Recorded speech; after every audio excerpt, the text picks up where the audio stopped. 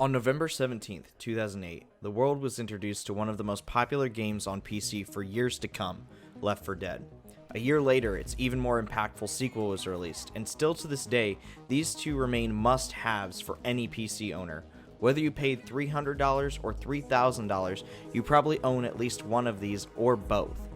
But since the second game's release in 2009, no other game has really tried to nail the same gameplay and style until the 2019 release of World War Z. Developed by Saber Studios, World War Z is a co-op third-person shooter released on the Epic Games Store, Xbox One, and PS4 on April 16, 2009. Releasing to mediocre reviews overall, I am here to provide just a little bit of a different take on this game that some others may have. I think that this game deserves a little more love than what the media has put out there. First of all, this game looks beautiful. In the main story missions, you will be placed in 4 different cities across the globe: New York, Jerusalem, Moscow, and Tokyo. The design on all these cities is great, but I personally think Tokyo is my favorite. It's very colorful and makes fighting the hordes that much more fun. It isn't too flashy as far as visuals like Division 2 or Battlefield, but it's clear that the devs put some real love into making this game look clean and polished.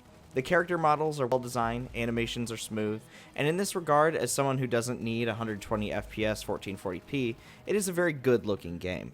As I mentioned before, the characters are modeled very well, and their voice lines, for the most part, are very well done.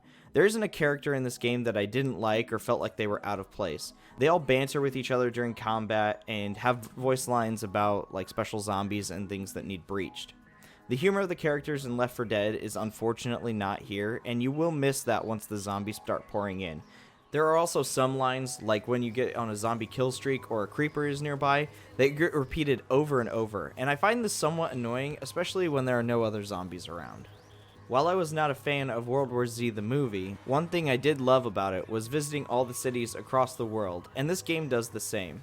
At this point, I think it is kind of a trait of the World War Z franchise, and honestly, I love it. Each city is fun to play in and designed well, with enough cover to loop zombies around, places to explore for better gear, and sometimes defenses in the environment to help cut down large hordes.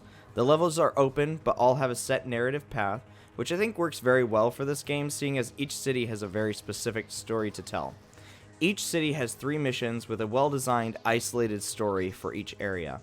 Each story takes place after most of the world is already overrun, and you find yourself playing in small groups of survivors, finding some sort of powerful advantage over the zombies. While the stories are similar, you'll find you will hardly notice that once your objectives start to roll in mission to mission. I feel like the gameplay, gunplay, and other core mechanics of this game are a double-edged sword. On one side, you have the gameplay, which runs so smoothly. Zombies are easy to shoot, everything on the map is labeled well and easy to find. I've never had a mission stop or stutter. It is all built very well, but on the other side, from a mechanics perspective, the game does very little that's new. The core gameplay is ripped straight from Left 4 Dead with very little tweaks. I think that this is where a lot of the criticism exists for this game, but I don't see this as all bad. I mean, it's been 11 years since the original Left 4 Dead came out, and I'm perfectly okay with more content in the genre, even if it is pretty much the same. There is also a light multiplayer aspect to this game as well. Again, you won't really see too much new here as all the game modes are pretty standard. I will say that the zombie aspect to multiplayer is quite nice. Essentially, if you make too much noise with unsuppressed weapons, you will trigger a zombie invasion on the map and a horde of zombies will rush through. This gives you an opportunity to either take a break from the normal combat with the enemy, or like I did most times, use it to sneak up behind the enemy while they were overrun. My only real issue with the multiplayer is that there's no way to avoid enemies once they have the jump on you. There's no dash, roll, run, or cover system, and the way that this game plays, it really makes you feel like there should be one there. It feels like it's designed and balanced well, but they really made nothing new for multiplayer. I guess if you buy World War Z for anything new, you really won't find it. The progression system overall in the game is really actually nice. There are 2 separate systems, co-op and multiplayer. In co-op, you can upgrade both classes and weapons. Weapon upgrades add attachments to your weapons that boost your stats, like foregrips, laser sights, extended magazines, the works. I have personally chosen the gunslinger class on co-op, and stuck with the tier 2 assault rifle for most of my gameplay and had a really good time with that. Each weapon also has 2 different paths to follow for upgrades. Typically one path follows controllability of the weapon while the other follows power. Depending on what you think you need, you can make that choice for each individual weapon. The class system allows you to add perks to your specific class to make it easier when facing the Horde. Red perks are permanent, and you may have all of those active at the same time. Blue perks, you may only have one in each row chosen. Usually they are related to the same subject. For example, one row might be focused on weapon speed, so one option will allow you to change weapons faster, while another might reload your primary weapon when your secondary weapon runs out of ammo. You can mix and match to any crazy combination to deck out your class. And just like co-op, multiplayer also offers class upgrades, but not weapon upgrades. Multiplayer upgrades are a lot more subtle and tend to pertain to your class-specific either heavy weapons or grenade abilities. The multiplayer class upgrades reward you for putting more time into that class, but also really try not to make things unfair. I did have one more small gripe that I really couldn't fit anywhere else into this review. On the surface, this game looks really polished and nice. After I had about 20 hours into it now, I just feel like this game is not quite finished.